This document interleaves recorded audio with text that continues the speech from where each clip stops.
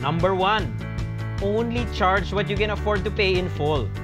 Tandaan, compound interest on savings and investments is your best friend, but compound interest on debt is your worst enemy.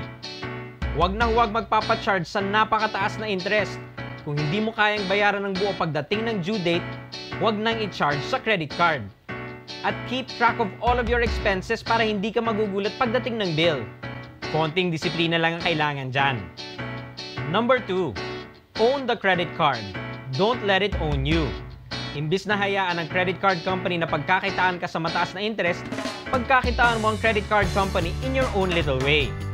Use the perks to your advantage. Halimbawa, ang paborito kong pinaggagamitan ng credit card ay gasolina. Dahil maraming credit card companies ay nag-o-offer ng 3 to 5% rebate on gasoline expenses.